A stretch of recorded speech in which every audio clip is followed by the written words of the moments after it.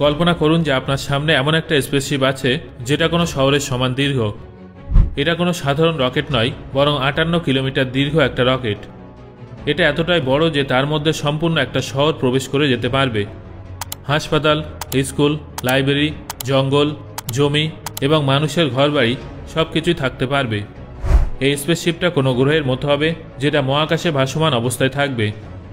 এটাই হলো ক্রিসিলিস generation sheep, মানব সভ্যতার এখনও পর্যন্ত সবথেকে উচ্চাকাঙ্ক্ষী পরিকল্পনা। এর একটাই উদ্দেশ্য হবে পৃথিবী থেকে বেরিয়ে মানুষকে একটা নতুন ঠিকানায় পৌঁছে দেয়া। আর সেই ঠিকানাটা হবে প্রক্সিমা বি, পৃথিবীর বাইরে আমাদের প্রথম সম্ভাব্য ঠিকানা। কিন্তু কেন আমাদের এত বড় স্পেসশিপ বানানোর প্রয়োজন হবে? কেন মানুষকে পৃথিবীর বাইরে অন্য ঠিকানা খুঁজতে হবে? এই যাত্রাটা কতটা দীর্ঘ এবং বিপজ্জনক হবে?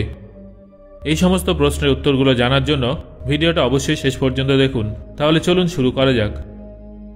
বন্ধুরা, পৃথিবী হলো সেই জায়গা যেখানে আমাদের জন্ম হয়েছে, আমরা বড় হয়েছি। তবে ধীরে ধীরে এই পৃথিবী এমন একটা পর্যায়ে চলে এসেছে যে আমরা আর বেশি দিন এখানে থাকতে পারবো না। ক্রমবর্ধমান জনসংখ্যা সম্পদের উপরে চাপ সৃষ্টি করছে। বিশ্ব উষ্ণায়নের কারণে বরফ গলে যাচ্ছে, সমুদ্রের জলস্তর বেড়ে যাচ্ছে, আর বাতাস বিষাক্ত হয়ে উঠছে। বিজ্ঞানীদের মতে মানুষ যদি তার স্বভাব না বদলায় তাহলে আগামী 100 থেকে 150 বছরে পৃথিবী মানুষের কাছে নরকে পরিণত হবে। তাই পরিস্থিতিতে সভ্যতাকে রক্ষা করার জন্য একটাই পথ খোলা আছে, আর সেটা হলো পৃথিবীর বাইরে অন্য ঠিকানার সন্ধান করা।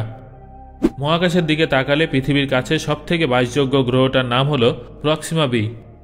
এটা প্রক্সিমা সেন্টাউরি নামের একটা নক্ষত্রের চারদিকে ঘোরে এবং 4.24 আলোকবর্ষ দূরে উপস্থিত আছে। এটা তার নক্ষত্রের হ্যাবিটেবল জোনে আছে, মানে এখানে তরল জল উপস্থিত থাকতে পারে। এর আকার এবং ভর পৃথিবীর মতোই, এখানকার গ্র্যাভিটিও পৃথিবীর মতোই। অর্থাৎ আমরা যদি সেখানে পৌঁছে যাই তাহলে সেটা মানব সভ্যতার জন্য নতুন ঠিকানা হতে পারে। যদিও 4.24 আলোকবর্ষ দূরে যাওয়াটা অসম্ভব বলে মনে হয়, তবে আমরা যদি সবথেকে দ্রুত গতিসম্পন্ন স্পেসক্রাফট অর্থাৎ ভয়েজার 1-এর সাহায্যে সেখানে যাই তাহলে প্রায় 70,000 বছর সময় লাগবে। যদি তার তুলনায় 60 গুণ বেশি গতিসম্পন্ন মহাকাশযান বানানো হয় তাহলেও 1300 বছর সময় লাগবে। আমাদের পক্ষে এত দীর্ঘ যাত্রা সম্পূর্ণ করা সম্ভব নয়। সেই জন্যই বিজ্ঞানীরা একটা জেনারেশন শিপের কথা ভেবেছেন। জেনারেশন শিপ হলো এমন একটা স্পেসক্রাফট যেখানে শুধুমাত্র একজন মানুষ নয়, বরং সম্পূর্ণ সভ্যতা সফর করতে পারবে। এর মধ্যে অনেক প্রজন্ম জন্ম নেবে, আবার মারাও যাবে। এখানেই তারা পড়াশোনা করবে, বিয়ে করবে, আবার পরবর্তী প্রজন্মের জন্ম দেবে এবং শেষ পর্যন্ত চতুর্থ কিংবা পঞ্চম প্রজন্ম প্রক্সিমা বিতে পৌঁছাবে। এটা শুধুমাত্র একটা মহাকাশযান নয়, বরং এটা হবে একটা চলন্ত গ্রহ। ক্রিসিলিস জেনারেশন শিপ 58 কিলোমিটার লম্বা হবে। এটা পৃথিবীতে বানানো অসম্ভব, তাই এটা মহাকাশে অ্যাসেম্বল করা হবে। এটা তৈরি করতে প্রায় 25 বছর সময় লাগবে। এতে 3টে বড় বড় মডিউল থাকবে। প্রথমটা হবে ফুয়েল মডিউল 1, যেটা পেছনের অংশে থাকবে, যেটা শিপকে অ্যাক্সিলারেট করবে। দ্বিতীয়টা হবে হ্যাবিটাট মডিউল, যেটা মাঝের অংশ হবে, যেখানে মানুষ এবং সম্পূর্ণ ইকোসিস্টেম থাকবে। তৃতীয়টা হবে ফুয়েল মডিউল 2, এটা হবে সামনের অংশ, যেটা ডিসেলারেশন বা গতি কমানোর কাজ করবে। এই মহাকাশযানের মোট ওজন হবে 2.4 বিলিয়ন টন। এটা স্পেসএক্স স্টারশিপের তুলনায় 5 লক্ষ গুণ ভারী হবে। হ্যাবিটাট মডিউলের আকার হবে 3 কিলোমিটার লম্বা এবং 200 মিটার চওড়া। এতে মোট 5টা সেকশন থাকবে। ফুড সেকশন, যেখানে চাষাবাদ হবে এবং খাবার তৈরি করা হবে। কমিউনিটি সেকশন, যেখানে পার্ক, লাইব্রেরি এবং ডিসকাশন হল থাকবে। গার্ডেন সেকশন, যেখানে বড় বড় গার্ডেন এবং জঙ্গল থাকবে। রিসার্চ অ্যান্ড মেডিকেল সেকশন, যেখানে বড় বড় হাসপাতাল, ল্যাব ইত্যাদি থাকবে। ওয়্যারহাউস সেকশন, যেখানে মেশিন এবং বড় বড় ইকুইপমেন্ট রাখার জায়গা থাকবে। এছাড়াও এর মধ্যে বিশাল বড় ডোম শেপড একটা টেলিস্কোপ থাকবে, যেটা 130 মিটার দীর্ঘ হবে এবং 360 মিটার প্রসারিত হবে। এর মাধ্যমে মানুষ মহাকাশের বিভিন্ন দৃশ্য দেখতে পাবে। এই স্পেসশিপটা চালানোর জন্য ডাইরেক্ট ফিউশন ড্রাইভ টেকনোলজি ব্যবহার করা হবে, যার মধ্যে ফুয়েল, হিলিয়াম 3 এবং ডিউটেরিয়াম ব্যবহার করা হবে।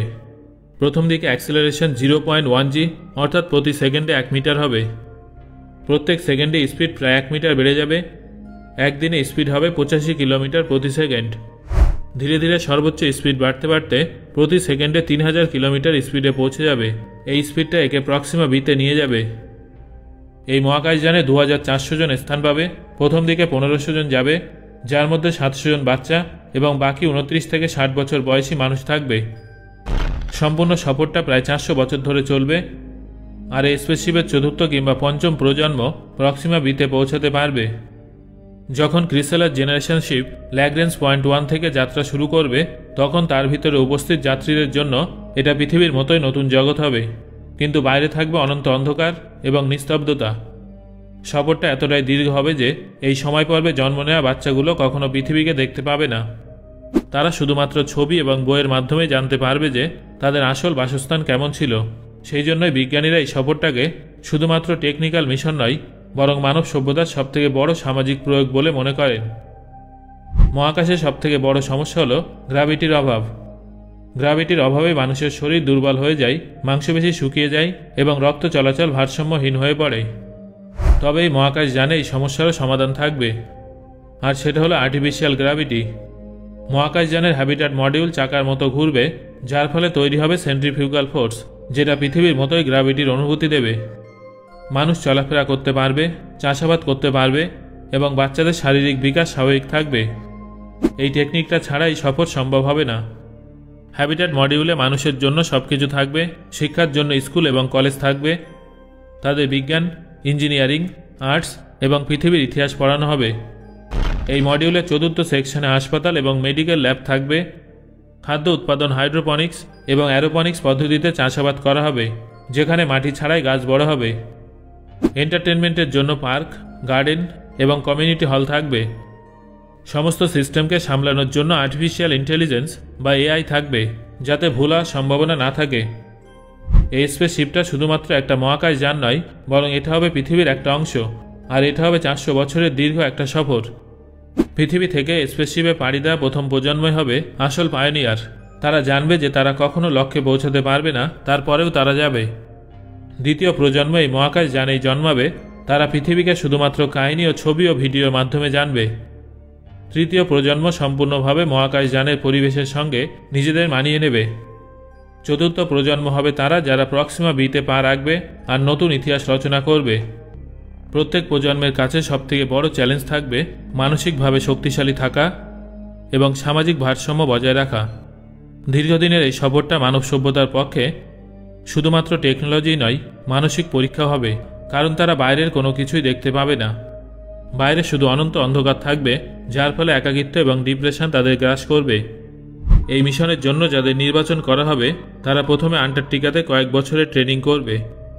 আপনারা হয়তো ভাবছেন যে আন্টার্কটিকা কেন? এর কারণ হলো আন্টার্কটিকা একদম আইসোলেটেড একটা জায়গা, যেখানকার পরিস্থিতি অনেক কঠিন। সেখানে তারা শিখবে যে কিভাবে সীমিত জায়গার মধ্যে মানসিক ভারসাম্য বজায় রাখা যায়। এই ট্রেনিংটা নির্বাচিত যাত্রীদের মানসিকভাবে প্রস্তুত করবে। 400 বছরের দীর্ঘ সফরের পর মানুষ যখন প্রক্সিমা বিতে নামবে, তখন সেখানকার মাটিতে তাদের পদধ্বনি শোনা যাবে। সেই মুহূর্তে মানব সভ্যতা প্রথম পৃথিবীর বাইরে কোনো গ্রহে নিজেদের পতাকা উত্তোলন করবে। এটা শুধুমাত্র বিজ্ঞানের জয় নয়, এটা হবে মানবতার জয়, এবং এটা প্রমাণ করে দেবে যে মানব সভ্যতা অনেক দূর যেতে পারে। তবে হ্যাঁ, এই গ্রহটা পৃথিবীর মতো সহজ হবে না। প্রক্সিমা সেন্টাউরি একটা রেড ড্রপ স্টার, যেটা বিপজ্জনক ফ্লেয়ার্স নিক্ষেপ করে, এবং এই রেডিয়েশন মানুষের পক্ষে ক্ষতিকারক প্রমাণিত হতে পারে। তাই সেখানে মানব বসতি স্থাপন করলে কলোনিকে ভূগর্ভস্থ ঢাল এবং ম্যাগনেটিক ফিল্ড জেনারেটরের সাহায্যে সুরক্ষিত রাখতে হবে। এই গ্রহটা পৃথিবীর থেকেও ভারী। মানুষ যখন প্রক্সিমা বির পৃষ্ঠে নামবে, তখন প্রথম দিকে তাদের চলাফেরা করতে সমস্যা হবে। মানুষ দ্রুত নিঃশ্বাস প্রশ্বাস নেবে, মাংসপেশি এবং হাড়ের উপরে চাপ পড়বে। তবে সময় যত এগোবে, মানুষের শরীর নতুন গ্রহের পরিস্থিতির অনুকূল হয়ে যাবে। এখানকার বায়ুতে অক্সিজেন নেই বললেই চলে, আর বেশিরভাগ অংশ বিষাক্ত গ্যাসে ভরা। তাই মানুষকে নিঃশ্বাস নেয়ার জন্য অক্সিজেন জেনারেটর অথবা স্পেসস্যুটের উপরে নির্ভর করে থাকতে হবে। এখানে একদিন পৃথিবীর তুলনায় দীর্ঘ হবে, মানে কয়েক মাস পর্যন্ত পর্যায়ক্রমে দিন এবং রাত হতে পারে, যার ফলে চাষাবাদ এবং মানসিক স্বাস্থ্যের উপরে প্রভাব পড়তে পারে। প্রশাসনের দায়িত্ব মানুষ এবং এআই উভয়ের উপরেই থাকবে। ভবিষ্যৎ প্রজন্মের ডিএনএতে পরিবর্তন করা হবে, যাতে তাদের শরীর প্রক্সিমা বির অনুকূল হতে পারে। প্রত্যেকটা কলোনিতে রোবট থাকবে, যারা নির্মাণ, খনন এবং কৃষিকাজে সাহায্য করবে। তবে কয়েক প্রজন্ম পর যখন মানব শরীর এবং মন নতুন গ্রহের অনুকূল হয়ে যাবে, তখনও কি তারা পৃথিবীবাসী হিসেবে গণ্য হবে, নাকি মানব সভ্যতার একটা নতুন শাখাতে পরিণত হবে, সেটা তো সময় বলবে। সো বন্ধুরা, আজকের এই আলোচনাটা আপনার কাছে একটা কল্প কাহিনী বলে মনে হলেও অদূর ভবিষ্যতে এটা কিন্তু বাস্তব হওয়ার সম্ভাবনা খুব বেশি আছে। আসলে এই ধরনের বিজ্ঞান ভিত্তিক কল্প কাহিনীর মাধ্যমেই বিজ্ঞান একটানা উন্নতি করে চলেছে এবং মানব সভ্যতা বর্তমানে উন্নতির চরম শিখরে অবস্থান করছে। সো আজকের এই ভিডিওটা আপনার কেমন লাগলো সেটা অবশ্যই আমাকে কমেন্ট করে জানাবেন। আর ভিডিওটা ভালো লাগলে একটা লাইক এবং শেয়ার করবেন। ধন্যবাদ।